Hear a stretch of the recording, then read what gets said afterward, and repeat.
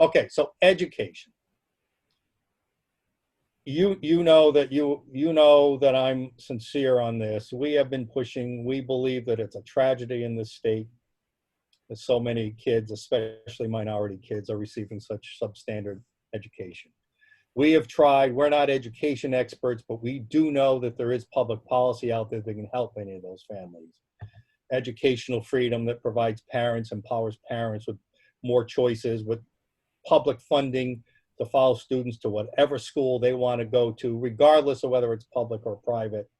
We know that it's a special interest group, the powerful teachers unions and their allies, who are blocking this. In many states, we have such choice, and families are free to get their kids a better education. So there's two parts of that. There's a new program that we're just going to be putting a policy brief on, maybe as soon as tomorrow, this week, that I haven't told you about. But the traditional programs that would give families the power to send their kids to any school of their choice. What is your position on that, Ray? Make sure you make that for September 2021. I would love it to be in September. No. I'm saying there's a mess going on right now. We have to figure out what school anybody can get to the September of this year because of COVID-19. Right. Oh, I get you. Yeah. But overall, how do you feel about educational freedom for parents? So let me go back and give you an example of something. Then I'll answer you directly. Okay. I know 3 or 4 people who wanted to go to X-ray technician school, and there's one in Attleboro that costs about $4,000, and they work minimum wage, McDonald's, Wendy's, wherever they work, and they could learn this skill. But it's 6 weeks, 8 hours a day, no messing around. And if you miss 3 days, you don't get a certificate. It's partially a trick to make you come back a second time, but it may be legit too, because you have to learn these things.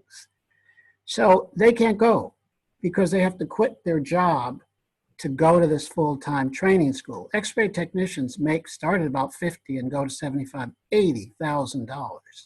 And it's a learnable skill. And every hospital is short 2 or 3 people. So you can it's full employment. So we need a fund that would fund them to go. And we have no such fund. Everything you see is to go to college, that you don't have time to go, and you never gives you 100% of the money anyway. And then 3/4 of the time, what do you do with the college degree? You don't do anything with it. So well, our program as designed would use existing funds to be able to send high school kids into trade schools at the high school level, vocational schools there, and fund that. Would that be acceptable? That's what we need, but they need to be quality trade schools. Of course. And no, real again, quality. But it's up to the parents to decide, not you, not me, not some government. No, but you want me to answer the second part of the question. That's what I said. We give parents the choice to decide what's the best school, what's a quality school. Yeah. That's what education. But Mike, no, you're trying to get me to answer the second part. I'm almost done with the first part. Okay, go ahead. It is very difficult to get an education when you're poor, when you have a low income. And even if you could borrow the money, you're frightened to go 20, 50, $100,000 in debt. Yes. And you don't have a grandparent. I live in a neighborhood full of rich people, and every other kid has a grandparent buying them a car on the 17th birthday. I mean, it's unbelievable. And the folks I'm talking about don't have anything like this, and no government paying any serious attention to them. So that's the first half of it. We need to figure out how people can get an education. We really that's what our educational scholarship programs are all about. Exactly that, Ray. I'd be glad to look at it again. Okay. Here's the second piece. Here's the side. Now the unions, the reason we know that doesn't work, even though it makes ultimate sense, is because the unions don't want kids leaving public schools, because that means if you reduce the enrollment, you reduce the teachers, that's fewer union paying teachers who are paying dues. Mm-hmm. And that's why that's the only reason unions afford it, because they don't want their dues to go down. They also say it hurts public schools, but it doesn't. Every study in the world shows that school choice does not hurt public schools. Here's the new one I'm coming up with that I have not found an argument against yet, and that it just was developed by a think tank in Pennsylvania in the last week or two. We're putting out a quick policy brief on it. We're taping this on a Thursday, hopefully tomorrow on Friday. They're called, I'm calling them catch-up scholarship accounts. We know that children, after their schools were shut down, and rightfully so, who missed time and really couldn't make up all the curriculum online, or they didn't attend all their classes, they probably fell behind from where they should be at this point in their career.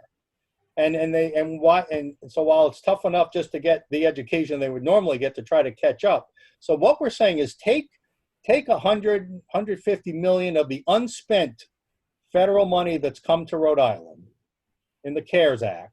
Is about according to the journal, about 358 million unspent. We would need a third to a half of that at most to give every family who qualifies, probably not high income families, $500 or $1,000 funded by that money to go spend however they want on tutors, online courses, after school enrichment programs, anything that would help them catch up to what was lost last year. Does that sound like a good idea to you?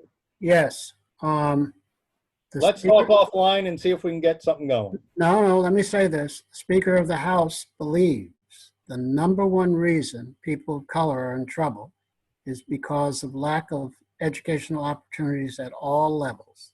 Agreed. And I've been talking to him about some money, real money. And what you just said makes a lot of sense. Seriously.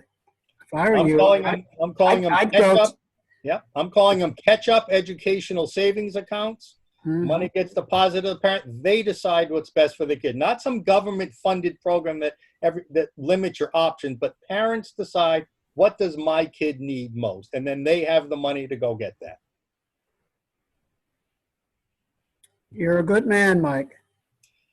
Ray, you are a great man for putting up with me on this almost hour-long interview.